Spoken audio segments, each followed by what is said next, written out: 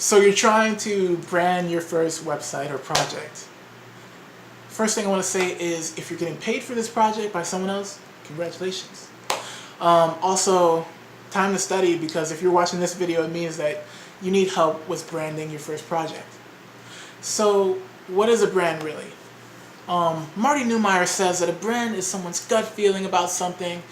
It's basically, here's how I feel about them in a nutshell. And it's not what you decide as a company. It's what the people in general decide.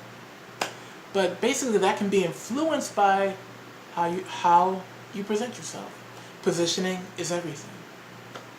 If I give you a paper plate with some food on it and a plastic fork and knife, you're going to rate my quality of service a bit differently than if I handed you something on wooden carved plates with, immaculate cutlery, and the table was made of marble. You would give me a way different experience. You would have a different experience level, wouldn't you? So positioning is like that. Positioning is one of those things where it can get out of hand, but what it is you're placing your product in the right light to meet the right people.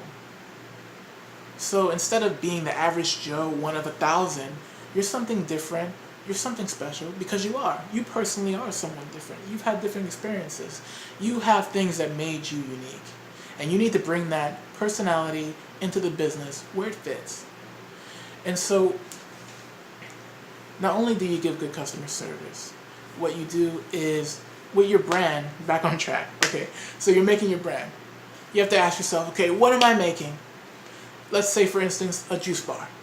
And you say, okay, the first thing you want to do is, if you're working for someone else, you need to get in depth with them and start asking more open-ended questions. You need to ask them, okay, tell me about your story. Tell me about what got you interested in juice bars. When you think of juice bars, tell me what you're thinking of. And if they know anything about their customers, get information from them. See if they've done any research on that. And then you yourself need to go online, in person, however you need to do it. Learn all you can about the juice industry. Learn all you can about the people who shop there. What they value. Do they value health and nutrition? Do they value smoothies? What do they value? Do they value treats? Do the people who shop there, where else do they shop? Do they shop at Whole Foods? Or do they shop at Smoothie King? Or do they shop at, you really have to get very granular and very niche in order for you to define a good brand. The reason why is because if your brand is not on point, if your brand is not accurate, you're going to bring the wrong kind of people in. And the wrong kind of people don't like the products that your customer is going to sell or that you sell. And so with the wrong signaling, you bring the wrong people, less money is spent, everyone has a horrible experience. So with the right branding, people feel like, oh, I belong here. This place really caters towards my needs. This place really gets me. That's what branding can do. And so after you've researched the customers and the right kind of people who generally would like an establishment like you're setting up, what you need to do is then start doing research into design. How have juice bars been designed before? In their buildings, in their websites, and just the culture of a juice bar.